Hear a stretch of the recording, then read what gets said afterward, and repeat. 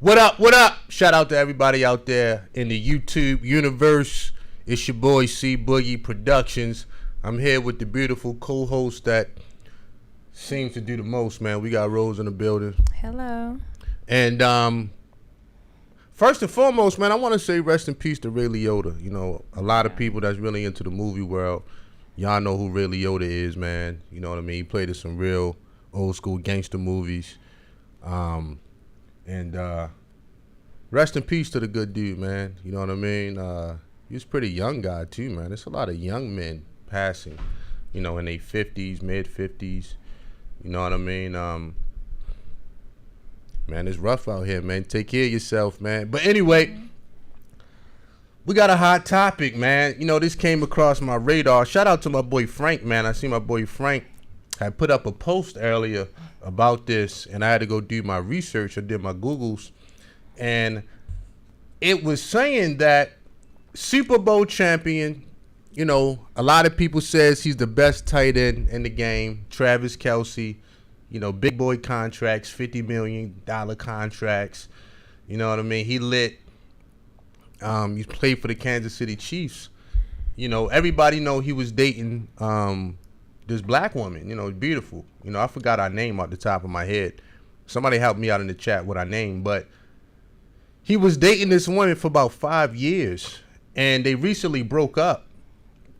And they said the reason that Travis Kelce, NFL star tight end, broke up with his lady wasn't because of cheating, wasn't because of abuse, or wasn't because of none of that. It's because he was cheap.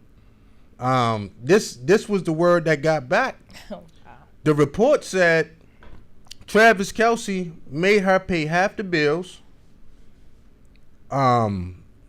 Whatever that means, you know what I mean? Pay half the bills. And over the course of 5 years, he only gave her $100. This should be illegal. So I'm like, damn. But it takes me to a bigger point, because I'm gonna take this conversation a couple different ways. But I gotta ask the first question, as y'all can see, do sisters like being pimped? Like, do black women, do sisters like giving free labor, we should say? You know what I mean? Do they like giving free labor and then released back into the fishing pond with a nasty attitude? Now they bitter at men. It seems to me that this is the trend with a lot of sisters, but what makes this situation a lot different is because Travis Kelce is not a Negro. He's black. See, if Travis Kelce was black, I'm just going to put it out there, all his sisters would be making videos. It'd be all over social media. Oh, he a dusty, he dirty. But because, you know, he's a NFL star, you know, I say pretty handsome white boy, no homo. You know, he got some swag on him. I know who Travis Kelce is. A lot of sisters is keeping quiet. A lot of the divestors ain't really speaking right now. What you think? Do sisters like being pimped? I think some sisters lack self-worth, and yep, they will go down that getting pimped lifestyle, regardless of who it is. See, like when I say getting pimped, like a lot of people think of street pimps, a lot of people think of Don Magic Wand, a lot of people think Pimpin' Ken. No, I just mean in relationships, because the only thing that I can think of, to be honest, is that, okay, if this story is 100% accurate, I don't really believe it to the T. There's no way a man gonna be with a woman for 5 years and only give her $100. You know what I mean? I think that part was exaggerated. But even if you made her pay half the bills, you know what I'm saying, that's still problematic to some sisters. So at the end of the day, it's like the only thing that I can really think of is that maybe she was like, I'm going to tough it out. I'm a sacrifice, because ultimately I'm going to get the marriage I want from him. And once we get married, that's when I can cash out and reap all the French benefits, but I got to pay my dues. I was thinking about that. That's exactly what it is. She probably felt like, okay, I want to show my loyalty, show that I'm not a gold digger, in hopes that he will see the sacrifices that I'm making, and then reward me on the back end. But yeah, she got played. So should we call black women back end women? Like, for real, I'm not even trying to be funny. Do black women have to reap the benefits on the back end? Because if you think about it, the narrative goes, black women, they calling us dusty, they calling black men broke, we ain't building nothing. Okay, cool. You know what I mean? If that's how they feel, then that's black women's truth. Not all black women, but a lot of sisters. All right, fair enough. I'll roll with that narrative. But now we got white boys pimping out blacks. Well, white boys always had access to sisters. But now we got the white boys doing it worse. Yeah, it's disrespectful. Than the brothers. And it's like, well, where are the black women that got anything to say about this particular topic? Because it's like, damn. Now, y'all letting the white boys get 5, 6, 10 years of free labor, kids, and they stuck back at square one. So I'm like, damn, should we rename sisters to back-end women? Right. At least take out a life insurance policy out on them. So, everything is not a waste. Yeah, it's just sad. But here's where I want to take the conversation, because, of course, I have a different perspective on this. And what I want to say is, look, a man is going to spend money, resources, time, all of that on women that he truly respects, period. You know what I mean? And I think this woman that was with Travis Kelce for 5 years, she was a 5-year fun girl. You know what I'm saying? And I've broken down the fun girl on so many different occasions on my channel, but she didn't really know how to roll. See, she thought because she was going to award shows or football games, and she thought because she was on his hip and they spent a lot of time together, that she wasn't the fun girl. But when a man is truly in love with a woman, when he respects a woman, you can tell by his investments. It's not going to take a man 5 years that truly loves a woman to decide, hey, I want to marry you. I want to bring you in my life. I want you to be financially secure. I want all of these good things in life for you. Right. It doesn't take a man that long. You know what I'm saying? Truth be told. Like, we hear plenty of stories about dudes being engaged in 6 months, 9 months, even less time than that. 7 months. So at the end of the day, she was the fun girl. Yeah. Damn. I think a lot of I think a lot of sisters are just gonna have to face the reality that they are fun girls. That cuts us deep, because we rarely hear a man. Don't cut me deep. We rarely hear a man tell us something like that. Free labor. It's dangerous out here. The same way black men go to prison and they get free labor, there's just a lot of sisters free sexual labor. You know what I mean? Truth be told. And the thing about Travis Kelce that made him a little bit different is because, Travis Kelce, he had some swag on him. You know what I mean? He was always dancing. If you look at the way he dressed, he picked up a lot of swag from the brothers. And so she probably thought she had best of both worlds. Like, oh, man, I got a white boy, he got a little black man swag. You know what I mean? He got some paper. You know what I mean? She probably thought she hit the lottery. 5 years later, she got sent back to the fishing pond. And then now the next guy she get that may really like her, she gonna go to work on him. She gonna work that man.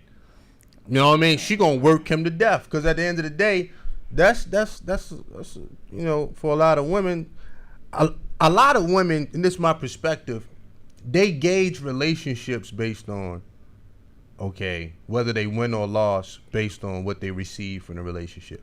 You know what I'm saying? Like, some women, even if some women don't get the full commitment, like a engagement or marriage, they be like, you know what? I got a house, I got a car, he fund my business, certain things. Some women can reconcile that. Like, you know what? It just didn't work out, but he took good care of me. You know what I'm saying? Like, he laced me or whatever. You know what I mean? He didn't abuse me. He wasn't a constant cheater. Some women can really compartmentalize. And then for some women, they look back like, I did nothing but get cheated on, emotionally abused. He was cheap with the money. And then In the very, very end, he showed his true colors by telling me who I was in his eyes. So basically, you're a fun girl, period. You know what I mean? A lot of women fall for this mistake. I mean, particularly young women, like a lot of older women, once they get to a certain age, they really have a very no-nonsense attitude to fuckery. Straight up. They not trying to play a lot of swaggy games. You know what I mean? They not trying to get caught up in a kerfuffle of a nigga speech. They like, look, it either is or it ain't. Cut the bull crap. Yeah, but a lot of young women, they look, they caught up in a lifestyle. Yeah. So if a man can pull up on you in a Rolls Royce or a Bentley, you know what I mean? He got his diamonds on. He play in the NFL. You going to 5-star restaurants. You taking trips. You on private jets. You still don't know you the fun girl, but you just enjoying life. You know what I'm saying? A lot of young girls get caught up in that shit. So they like, you know what? I'm just going to enjoy the ride. Now, maybe in the back of their mind, they think it's going somewhere. You dig? They might think it's going somewhere permanently, but it's really not. It's really going nowhere fast. You dig? Because really, the girl looks stupid because she brought the guy around her family. And you know what I mean? She probably even went against her family for the guy. Did all these sacrifices.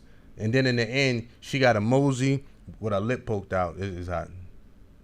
You go back to our family like, oh, y'all was right about him the whole time. Damn. But the writing was on the wall. Right. You're right. This stuff don't be hard to figure out. My thing is this. You know what I mean?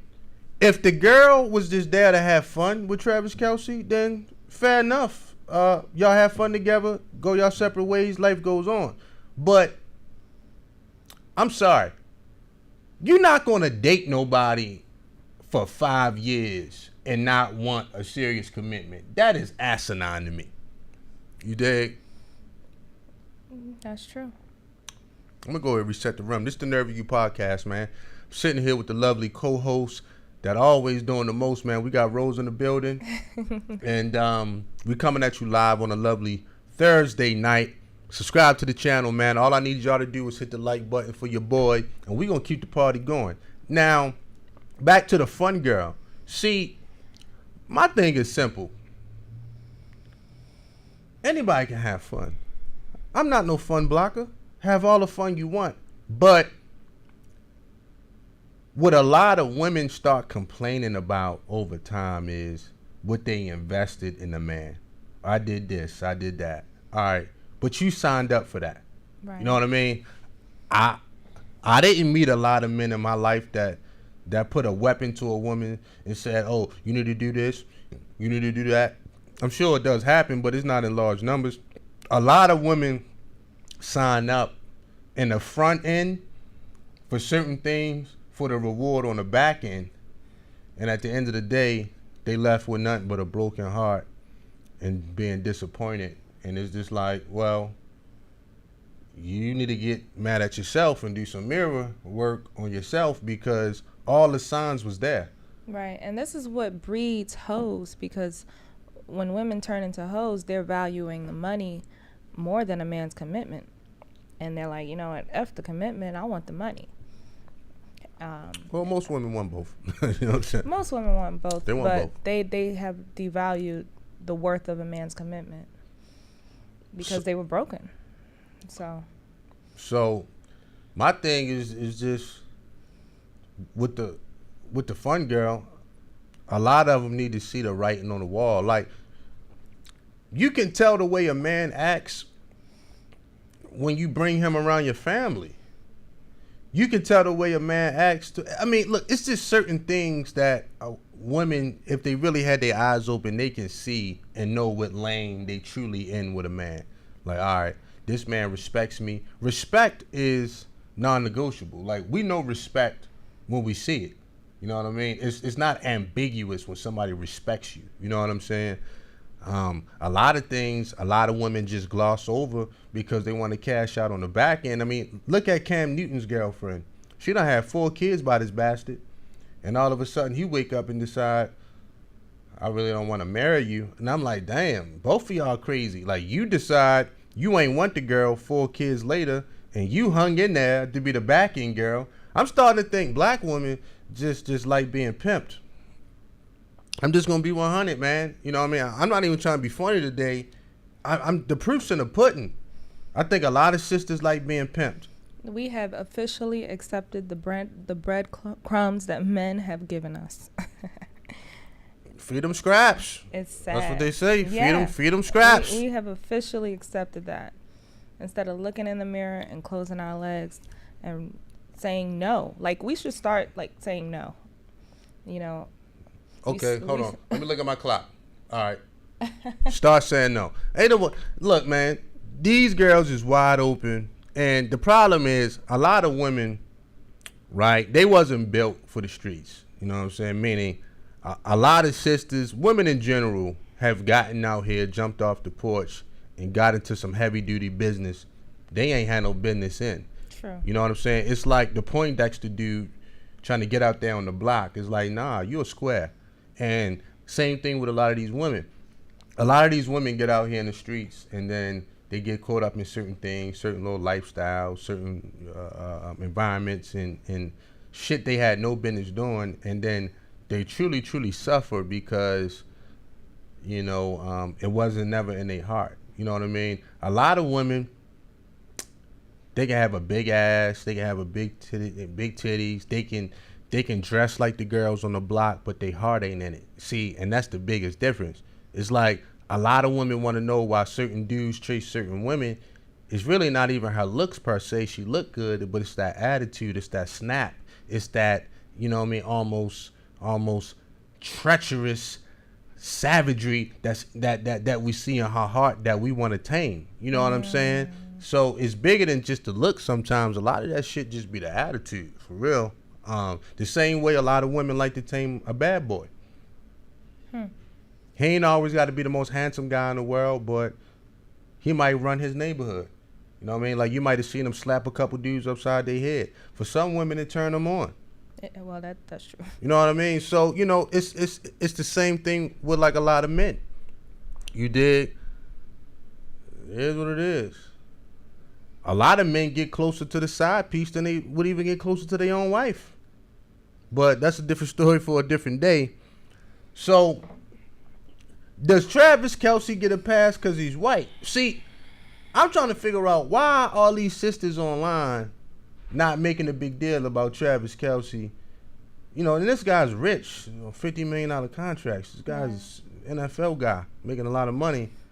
Made the girl pay half the bills. Now, if he was black, 1,000,000,000% they would be calling this nigga dusty, trusty, musty, and crusty. You know what I mean? Yeah, a lot of times we sacrifice character for the money.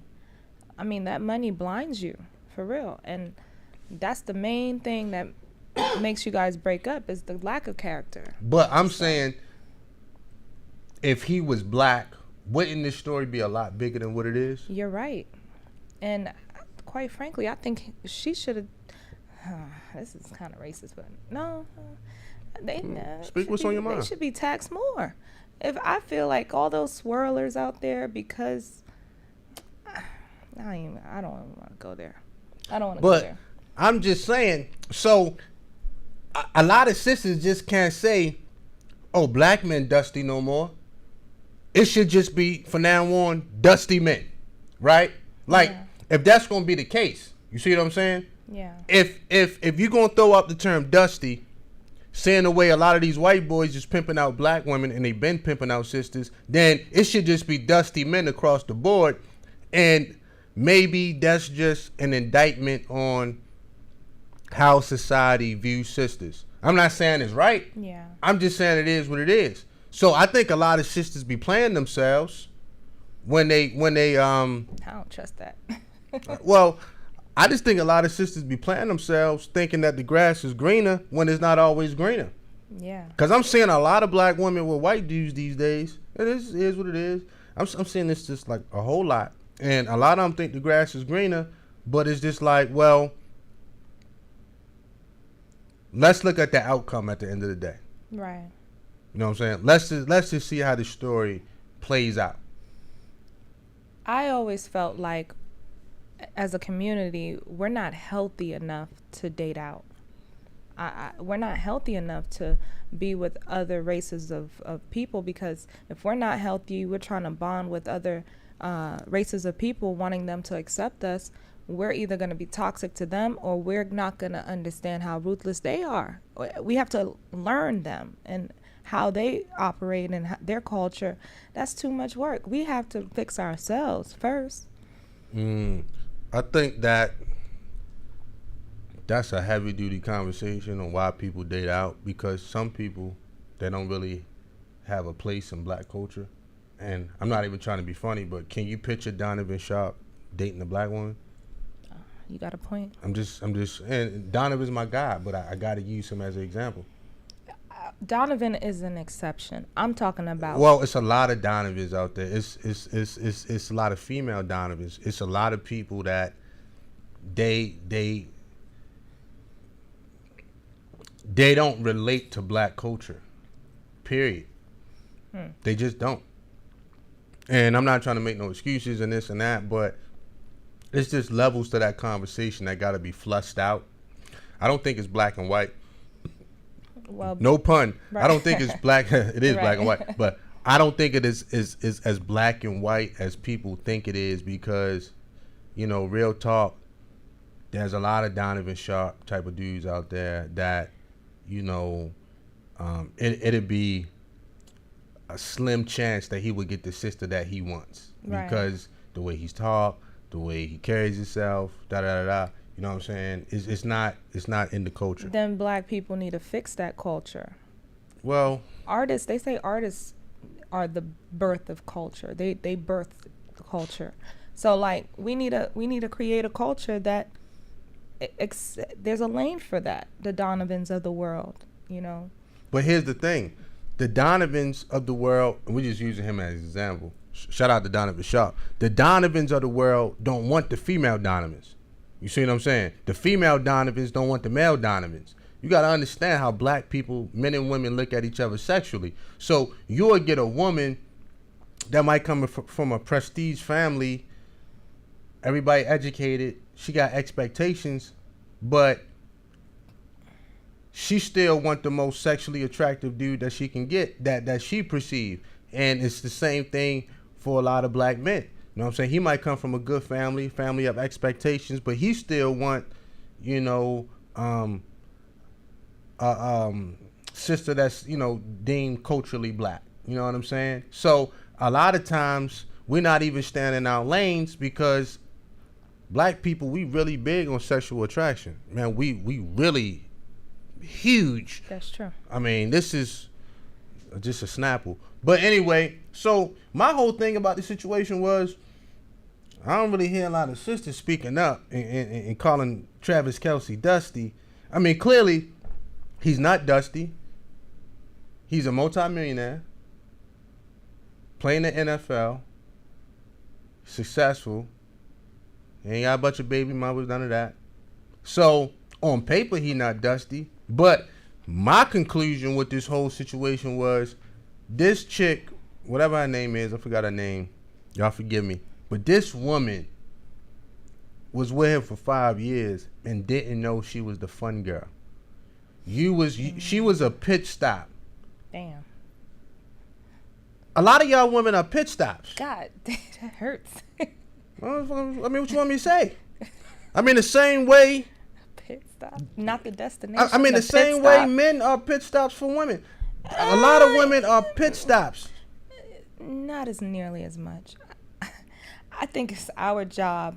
If we're getting taken advantage of, it's our job to not let that happen. When we get that resentment feeling in our hearts, that's saying, hey, you're getting taken advantage of. You need to act now, and we need to pay attention to that. And a lot of times, men like to take advantage of women because women let them, and we gotta basically stand up for ourselves, and that's a problem that we have as women. Shout out to the fun girls. Y'all keep the economy alive, and y'all keep Friday and Saturday nights explosive. But here's the thing, and y'all keep a lot of prisoners out of jail. I mean, prisoners out of trouble when y'all go to visits. So shout out to the fun girls. There is a place for y'all. But see, here's my thing. You know what I mean? If a lot of women recognize early in the game when they a fun girl, because a lot of times the writing's on the wall. Okay, you may not find out in 3 months. You may not find out in 6 months. Mm-hmm. But that 8-9 month mark, you should know, like, all right, he's just not going to take me serious. Let me go ahead and take my ball and go home, right? You see what I'm saying? But a lot of women, because, you know, they got the love goggles on and they're having a lot of sex with that man. They're so emotionally attached to them that they need to learn how to detach, because that's the problem. Men say, you know, just leave, as if they don't understand that when women have, some women that are really just not hoes, not, well, sluts, it's easier said than done. So a lot of women, they really need to just stop having sex as much with the guy that. Good luck. Because the more and more you do it, the more attracted, attached you are, and it's harder and harder to pull away when need be. So maybe his pimping just tight, but that's a different story. Look, my thing is, you kind of made me lose track of what I was about to say about the fun girl. Oh yeah, so sorry. I can see if a lot of women picked up on this in the game early, and then they can still get out, you know, chemically balanced, emotionally balanced a little bit, as much as they can. By the time a lot of these women figure out they're the fun girl, they done got kids by the nigga. They done been cheated on. They done got an STD. He done fucked up her credit, all type of shit. And then she wakes up one day, and then she's bitter at men forever. And it's like, you should have known from the jump, or maybe not from the jump, but you should have known in the beginning sometime, okay, he's not going to take me serious. He's not an intentional man. But a lot of women, they want to play, they want to entertain themselves, and then now they upset because they feel, oh, I wasted so many good years. Well, that's on you, boo-boo. You can't blame a man for that. You're right. That's not a man's fault. Now, what I would blame the men for is, you know, stringing a woman along ain't player shit. I'm not saying Travis Kelce did it, because, you know what I mean? Because I don't know all the details. I'm not in that relationship. I can just go off of the, hold on. I can just go off the headlines. But what I'm saying is, I don't believe in stringing a woman along, especially a good woman. Like, good woman, you let them go. Like, you know what? I don't have good intentions for you. You know what I mean? You're a sweet woman. Maybe if you caught me at another time in life or whatever, but I don't want to hold you up. To me, that's more player shit, because you want good karma as a man coming back at you. Because as men, we don't like when women play us.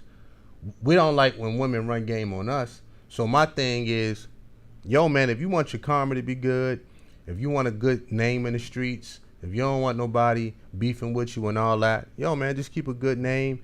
You know what I mean? If you know that woman want commitment and that's not what you want, keep it real with her.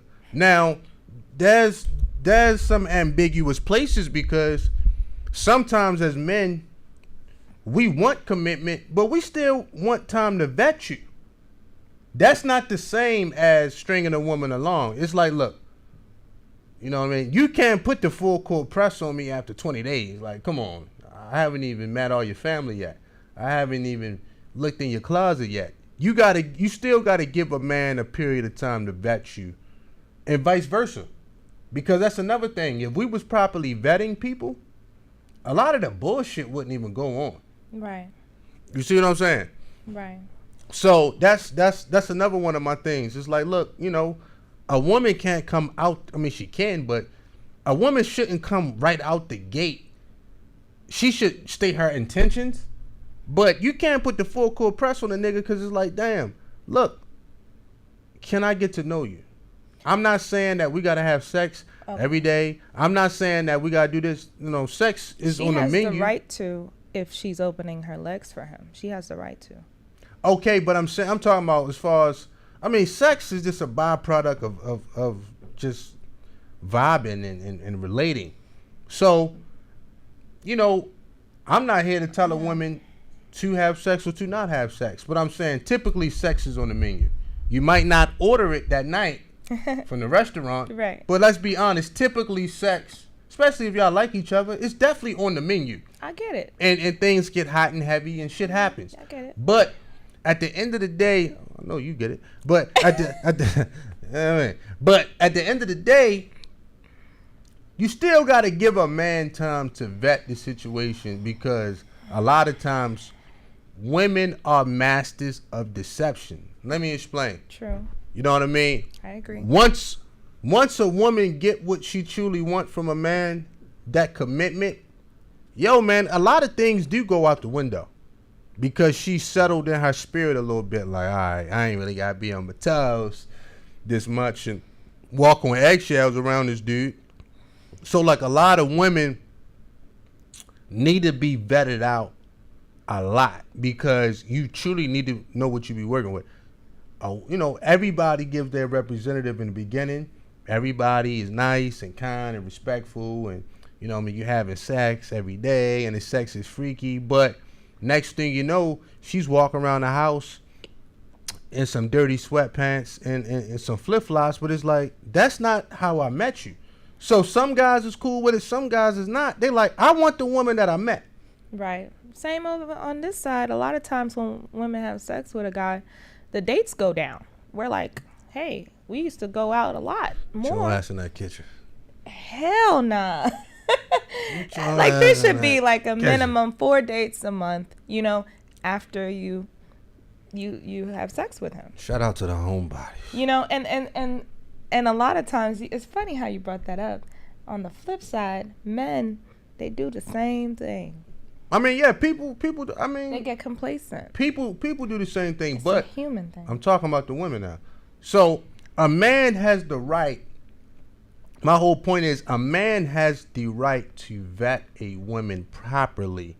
Period. Same way a woman has the right to vet a man properly. Now, I think people should come to. This is my personal opinion. People should come to the table, a man and a woman. First few dates, let it be known what they want. Like, look, if the man wants commitment, he tell a woman. The woman want commitment, he tell her. If he just want to have fun and date other people, put it out there. Vice versa.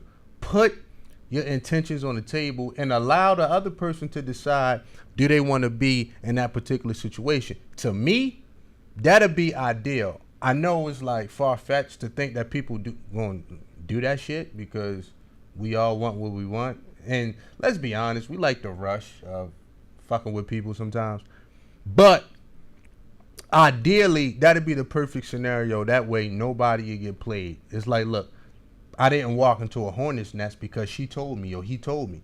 She told me she wanted marriage. I didn't give her that, so she left. Fair enough. You can't argue with that, because she didn't just spring it up on you one day like, all right, nigga, what we doing? She told you out the gate, I'm looking for a husband. I want to be engaged. I want to be married, all that stuff. A man cannot get mad at the truth. We might not like it, but we got to respect the truth. Right.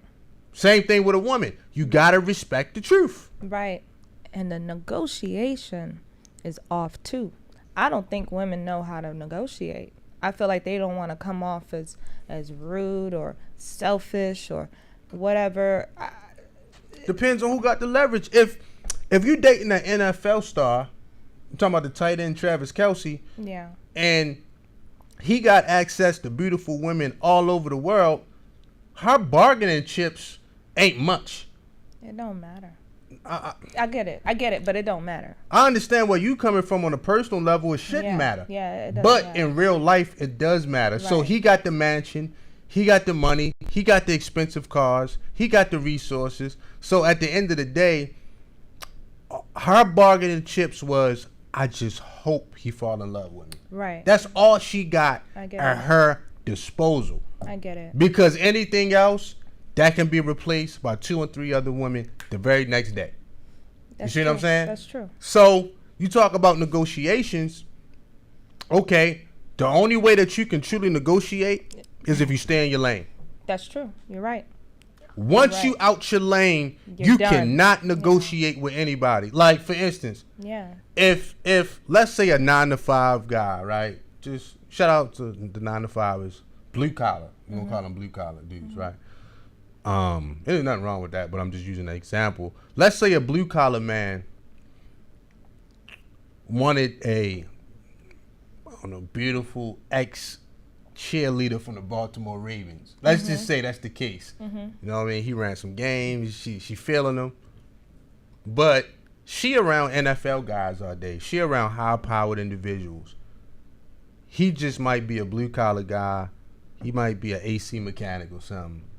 You know what I mean? He's still a man. Right. He still do honest work, but he understands, yo, competition is thick.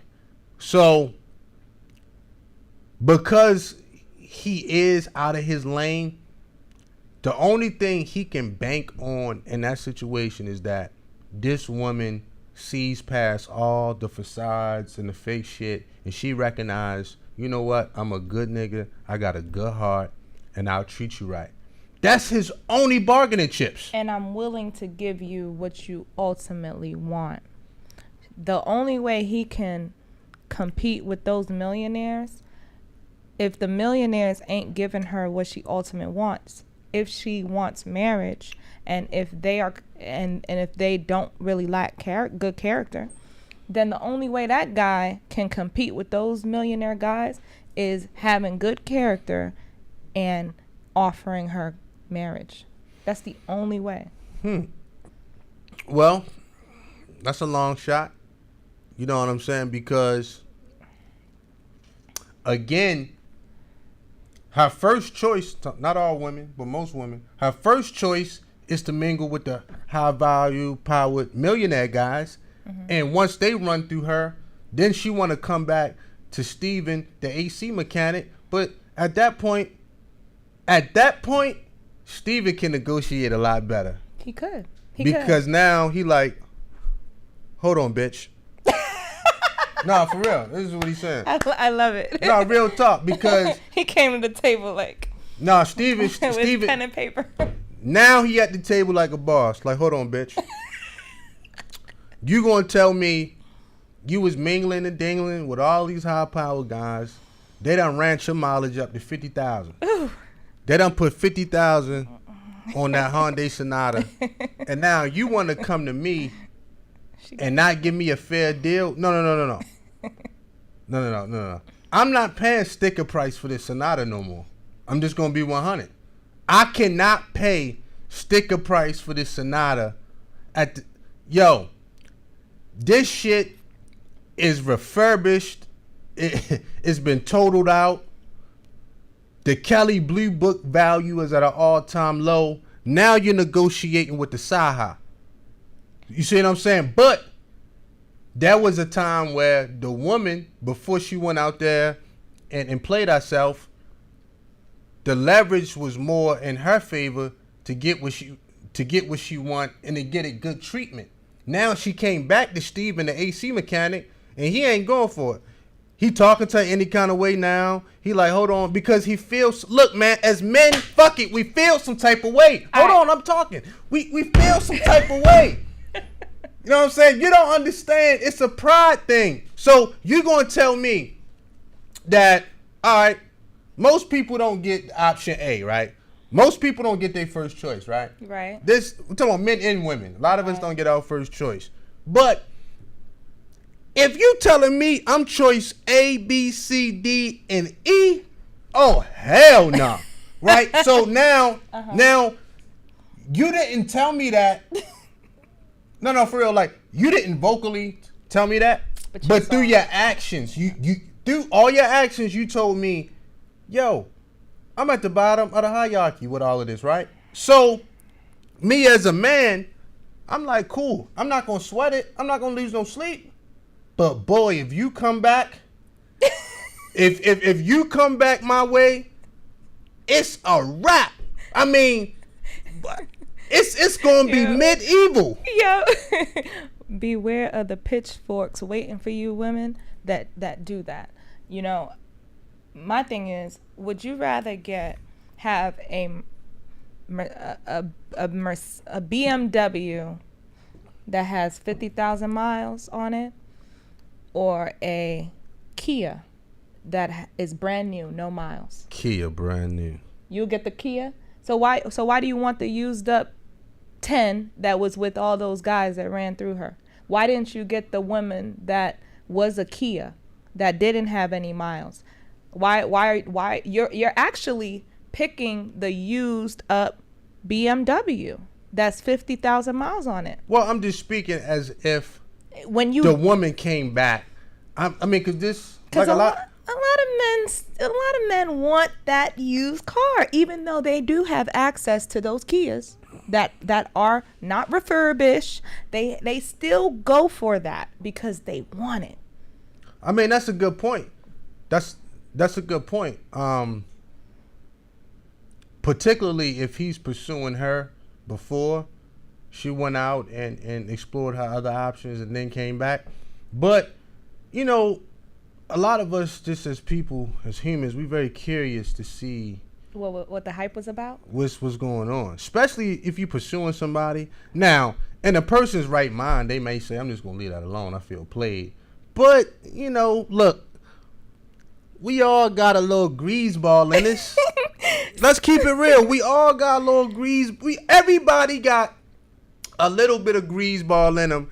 And you just want to see what it's hitting for. Like, why she come back? Like, it's some exes that might hit you up. You like, I ain't answering. Matter of fact, I forgot to block this person. And then there's other exes. You know what I mean?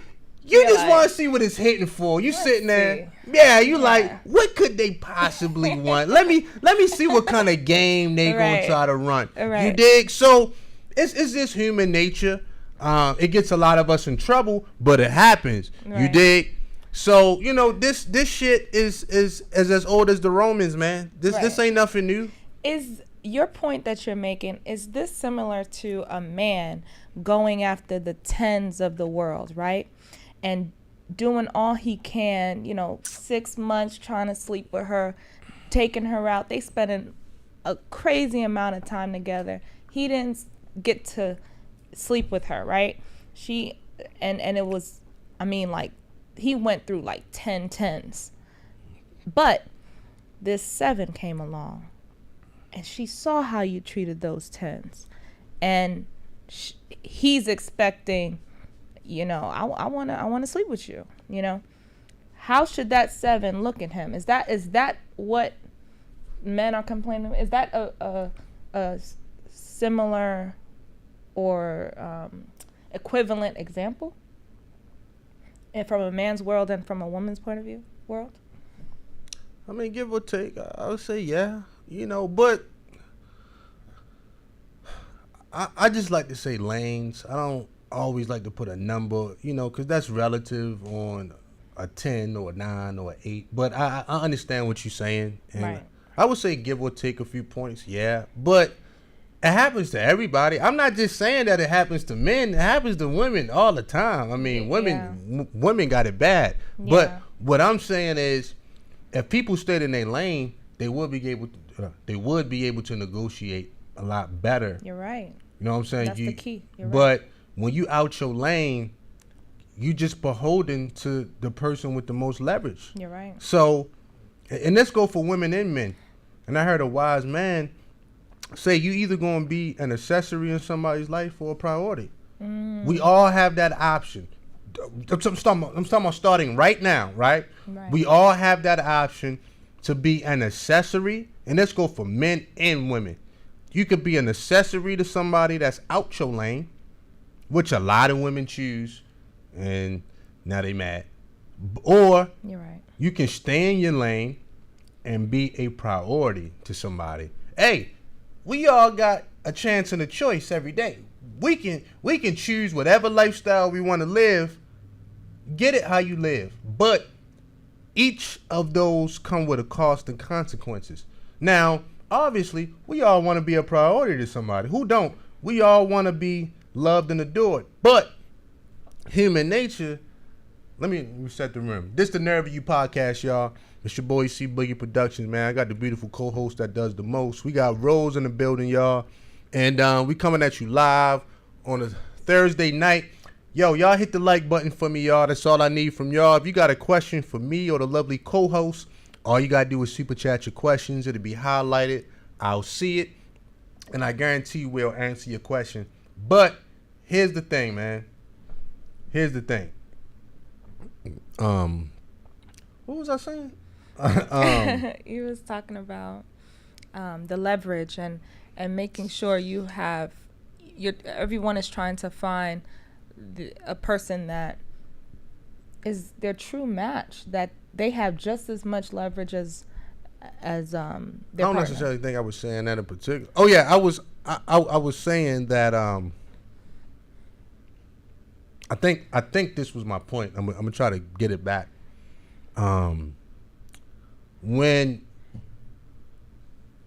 When you out your lane as a man and a woman, you know, obviously you come into the negotiation table at a very big disadvantage to the next person. You know what I'm saying? Now, anybody can choose if they want to put up with that or not. I mean, I don't really give a damn. But we all want to be a priority to somebody as well. We just don't want to be an accessory. But for a lot of us, see, because we live in these crazy lives, we want somebody that we can push over, and we also want somebody that we can chase. A lot of us live those kind of lives. We want, like a lot of women want a man that's going to chase them, and they can boss around, and he bring her flowers and da-da-da-da-da. And then she got that guy that she chases. It just keeps us, you know, on this kind of emotional roller coaster that brings out kind of excitement and dopamine releases to our life and stuff like that. And, you know, that has its run, but a lot of us want that. A lot of men want that. We want a woman that is going to bow down and call us sir and sir, yes, sir, every time we bark an order. And then we want a woman that we can chase, and you know what I'm saying? So it just all depends on which side of the chase you on. Right. You see what I'm saying? Are our ambition greater than who we are at the moment? Because a lot of times when we see somebody that we want to chase, we're like, damn, I want it. You know, my desire for them is so high that I forgot to look in the mirror. Like, I think that's a problem. I think it is what it is. I think everybody, look, men and women, adults, everybody need a place of contentment in their life. You know what I'm saying? You need to know when enough is enough, because, you know, at some point you may meet somebody that you really, really want to vibe with, and that's a good thing. You know what I mean? I think that's what a lot of people looking for. Nobody wants to die alone. I don't care what nobody say. Nobody can convince me that. I wouldn't have that conversation with anybody. Nobody wants to die alone. Now, somebody may say something in their 20s. I know they don't mean it. It's a lot of dudes online. They MGTOW as a motherfucker in their 20s. Let them niggas get 50 years old, 60 years old, and they need help going to the damn doctor. They get mad humble. Niggas get humble as pie. No, real talk. Like, this is the natural order of life. The pendulum always swings. So I don't believe none of that shit. You said the first shall be the... Oh, the Bible says the first shall be the last, and the last shall be the first. You know what I mean? So a lot of people... Look, I've said things in my 20s, and now I'm in my mid-30s. I'm like, I was bugging. Life is hard. You know what I mean? Like, life is hard sometimes. Like... And if you can find somebody that can help you put the pieces to the puzzle faster, and they do it just as well as you do it, that's a person that you need to keep. That's a Snapple tie fact. Fuck that. Life is... I'm trying to tell people, man, look, let me get a little story time with Boogie. You know, and this is just my testimony. You dig?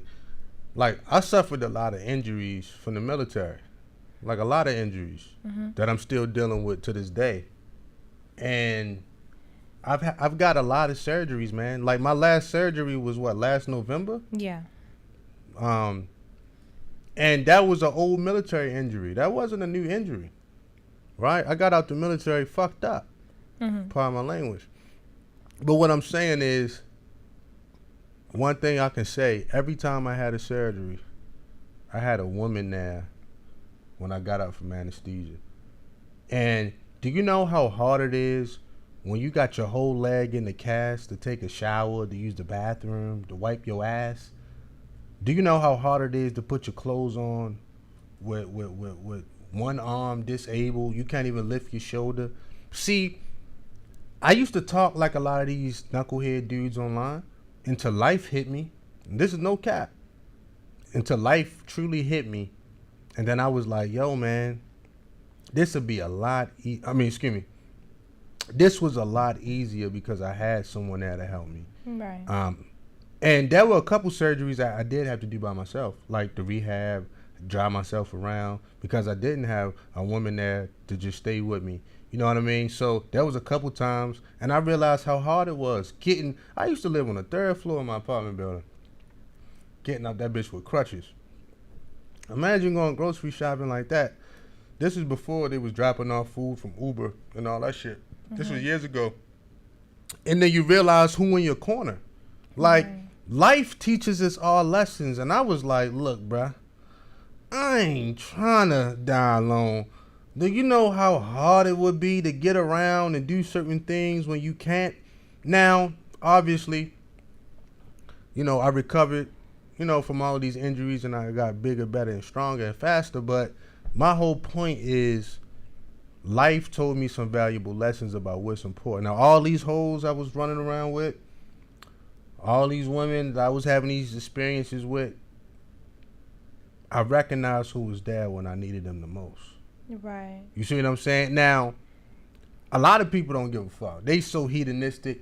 They don't give a fuck about nothing like that. They like, fuck her. That's what she's supposed to do. No.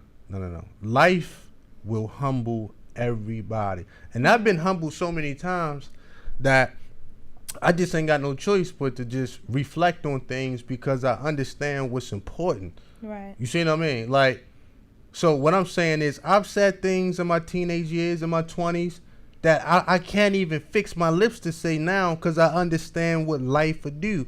One day, we rolling. One day, we up.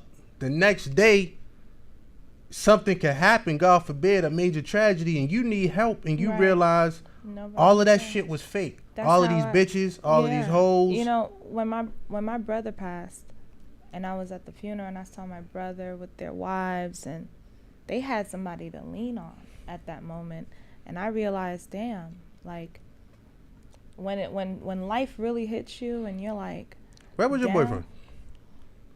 Huh? See, and like, where was your boyfriend? At Junior Funeral. Like I said, life will humble. I'm just asking a question. Where was he at? In Atlanta. So, it was it's a very hurtful thing. So your boyfriend didn't show up at Junior's funeral, but at the end of the day, it was OC Boogie feeling. Oh, okay.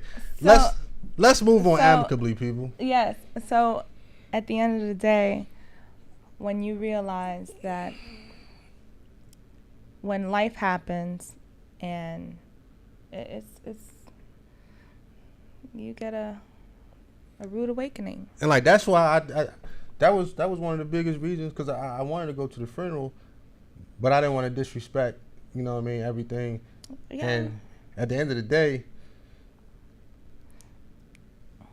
let me sip my coffee, people. Just sip your coffee. No, I got to sip the coffee. And yeah. You can't write this shit. You can't. No, you really can't write this story. You really can't. No, you really can't write this. You can't. It's funny how things trickle out. It does. You're right. It's We begin to rock, steady rocking all night long. Yo, I'm just saying you can't write this shit because life does tell us who we are to people. But if we really looking, you know what I mean, through the eyes of discernment, right? We know what category somebody put us in. You know what I mean? Now, me and you wasn't as close as we are now at the time, but you still was able to call and lean on me in certain times. And, you know, like we did the tribute to Junior in Atlanta and certain things. And it's like, I did that because I gave a damn. I did that whether you was with it or not. I was going to do that because that's who I am. But at the end of the day, you know, the same boyfriend that you ain't tell me about, he kind of left you out there dry during one of the most saddest times of your life. And I'm not trying to, but I'm just saying that's always a learning moment for you as a person, as a woman, as a human, because we understand people tell us one thing, but their actions show us something different. And that's why we should pray for life to reveal that to us. Because a lot of times, you cooking. Because a lot of times when we're living life and we think that person is who they say they are and life didn't give them the test, we're like, things are cool. We don't know. But when life gives us that test and they fail it miserably, we're like, damn, I wish this happened sooner so I didn't do certain things, or I would have saved a lot of time. So it's not truly bad that life happens to us, because it reveals things and characters of people that we're ignorant to. Because people are deceptive. People are that way because they want what they want. And you just don't know. You honestly don't know. You know, guys will tell women in 3 months, you are a woman that I want to marry. In 3 months. There are men that say that, but what they say and what they do don't align. And that's when you really, you know, take you out on 30 dates, 40 dates. You know, we really, as women, we really got to figure out the value of our sex. I said that, and it's sad. It's very sad. Well, I don't think it's sad. I think it's a is what it is thing, because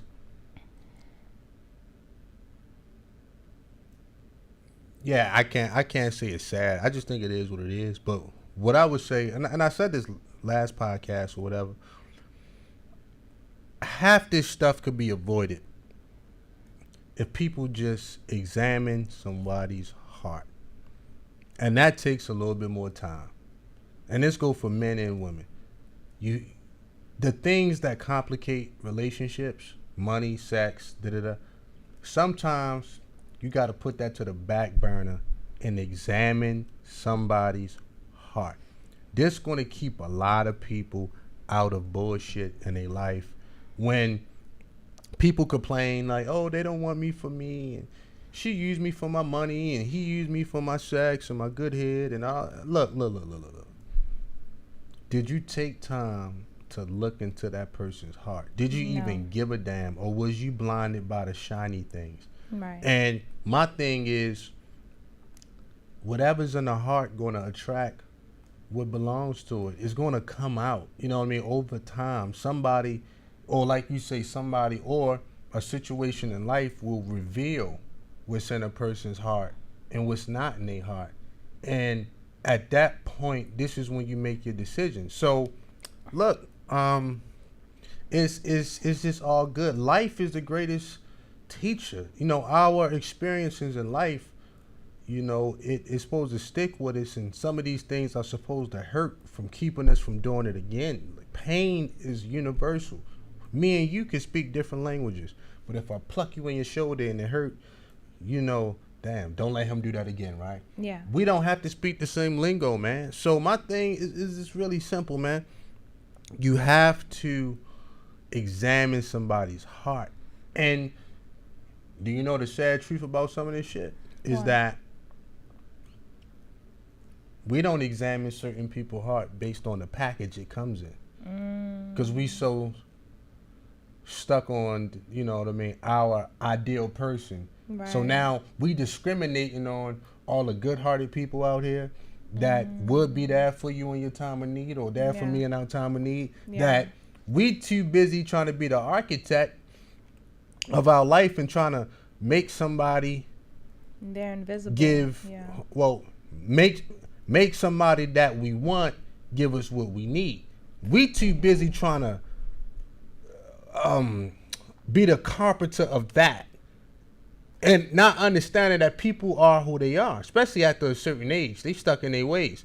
We don't even understand, and it's a real impossible thing to do. So instead of looking at the people that can give us what we need and most of what we want, and be like, you know what, I've reached a place of contentment in my life. I understand. I've been in the world. It don't get no better than this. God damn it, I found the good deal. I'm cashing out. Yeah.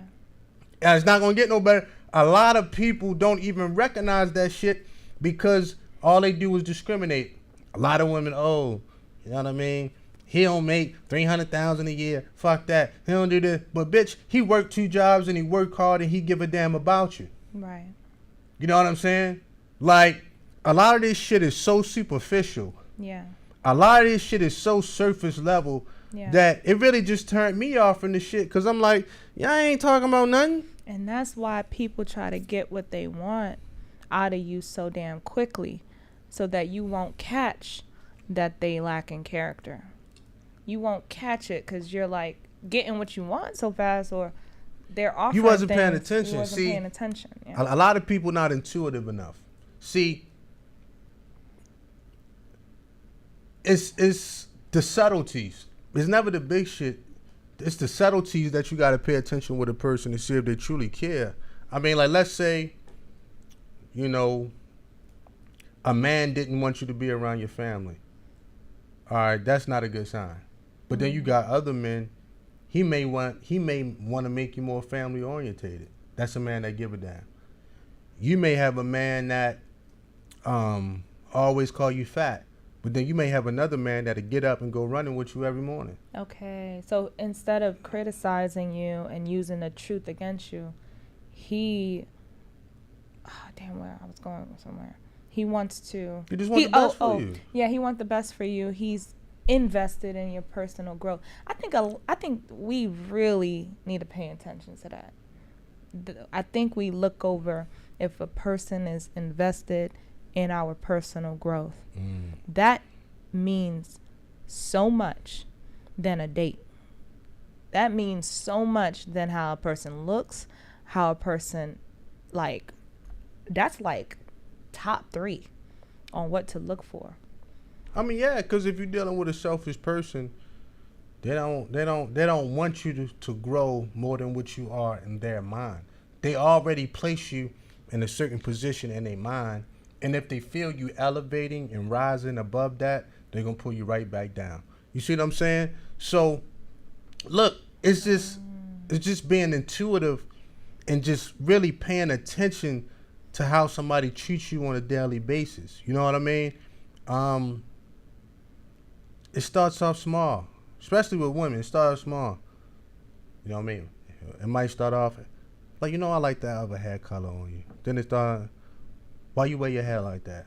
As a matter of fact, do that. You know what I'm saying? It works its way up to the big shit. To, you know what? You bald-headed bitch. Whatever niggas be saying. And a lot of women don't pay attention to the subtleties.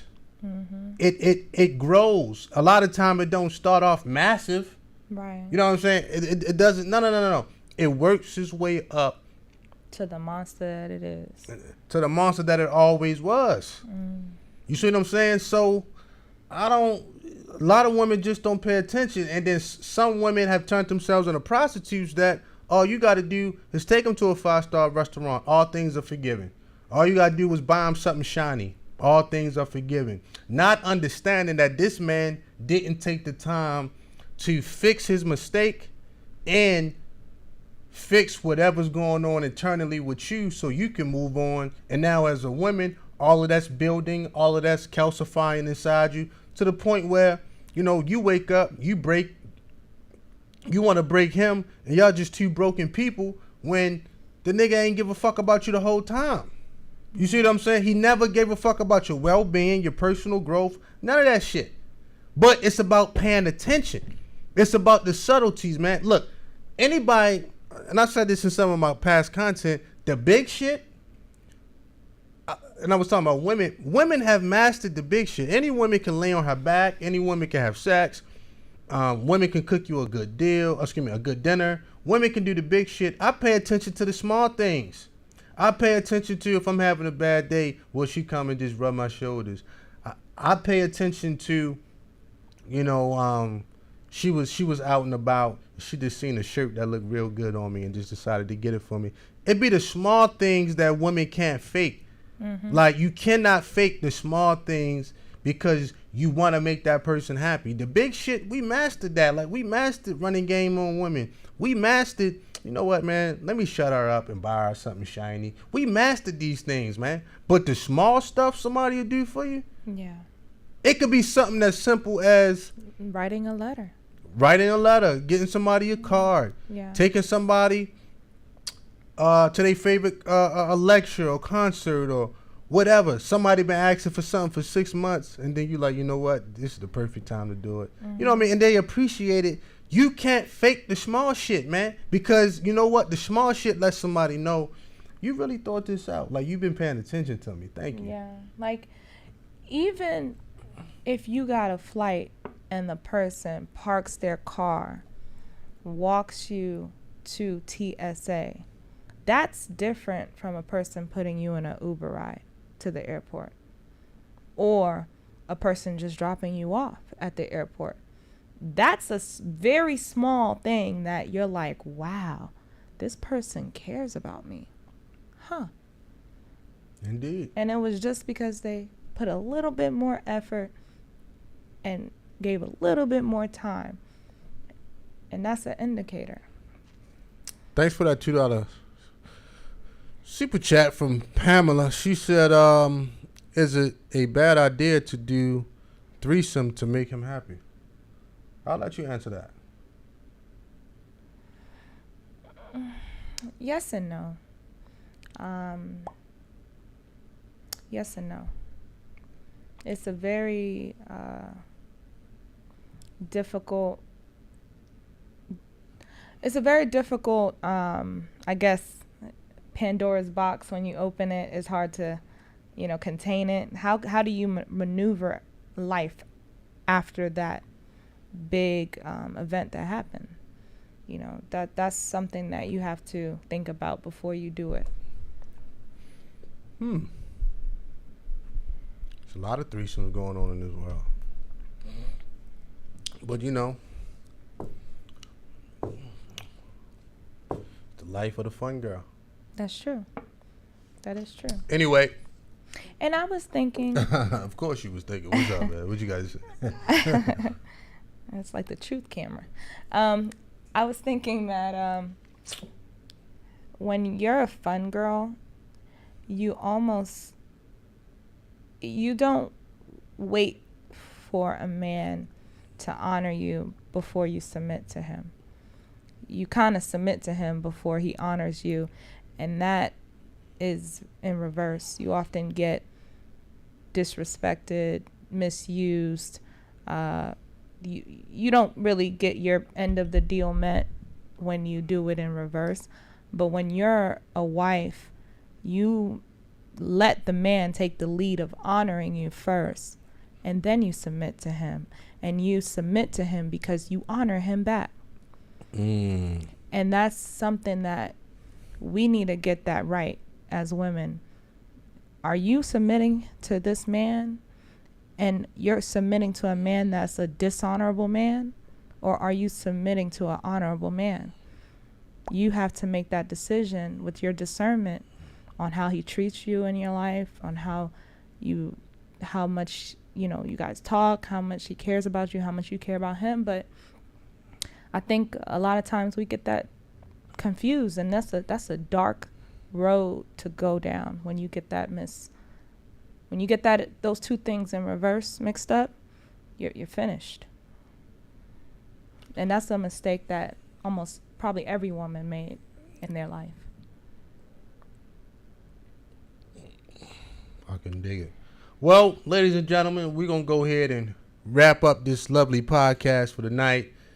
You know, it was a pretty good topic, man. Shout out to everybody that came.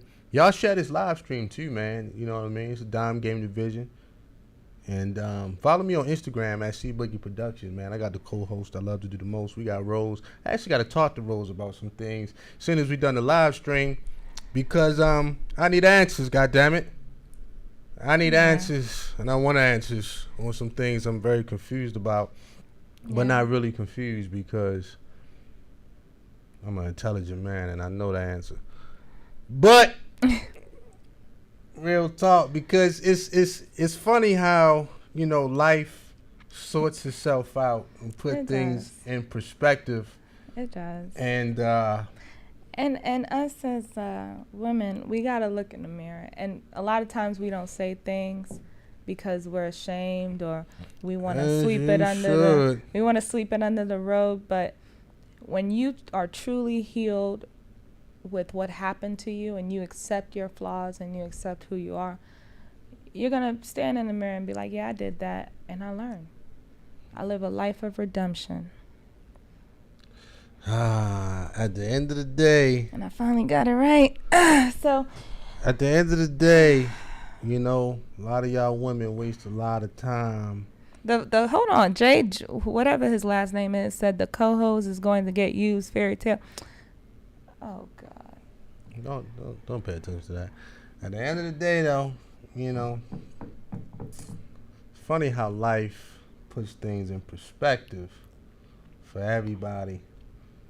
You know, the Bible said the first shall be last. This is what the Bible said. You know, the Bible said the first shall be last, and the last shall be first.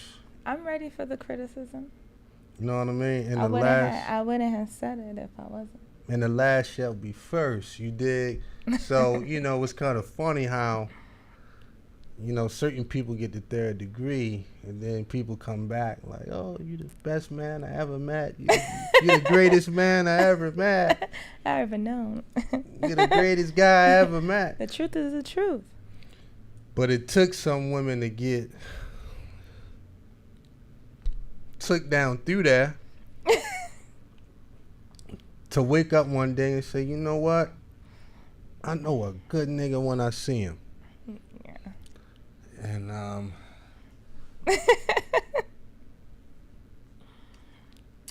we begin to rock. Steady rocking on. I finally figured out what TLC meant when they said, don't go chasing waterfalls. Stick to the rivers and the lake you used to. I finally figured it out. You can't write this shit, man. I finally figured out what they would. You cannot write this shit. It's just hilarious, man. But it's all good. But I've been known to make people pay for their mistakes. I'm talking about downright medieval style. I'm talking medieval style. I need a little something for my pain and suffering. You know what I mean? Real talk. Medieval style. I can get downright medieval. Why do you act like that? Because why are you so when all the petty? facts, why are you so petty? everybody got a little grease ball in them. Because when all the facts is laid out on the table. Why you ain't get a non-used Kia?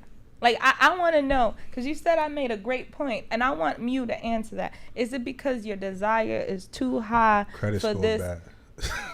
Okay.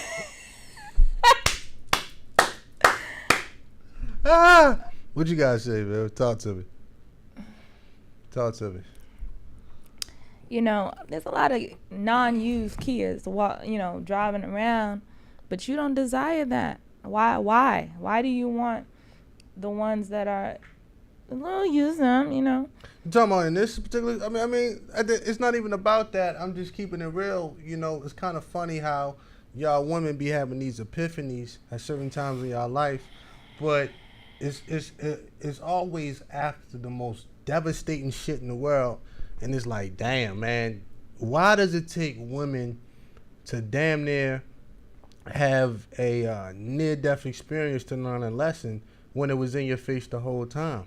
Everybody goes through that. That's the difference between a comedy and a tragedy. A comedy, you went through a tragedy and you got back up. You didn't die. You got back up and was like, shit, this happened to me. Damn, I'm not gonna do that again. And you make a joke about it. A near-death experience most of the time has to change us to say, oh, I can't do that again. Enough is enough. Everybody goes through that. That's why we live a life of redemption. Everybody has been on the other side. People don't just come out perfect or didn't go through anything. People that have the most to say about, what you could learn from, they went through everything. They were on the other side. They know how that felt. They know what it looked like. And then they redeemed themselves. They said, you know what, never again. And they learned.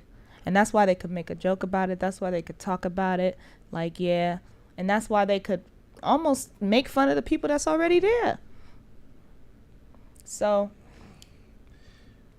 Sound good.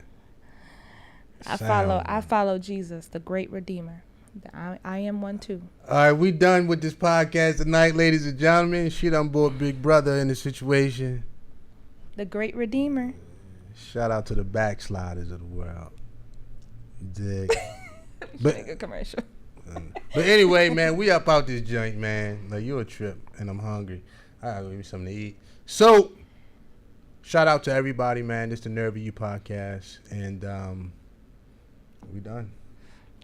Bye, guys. We done for the night.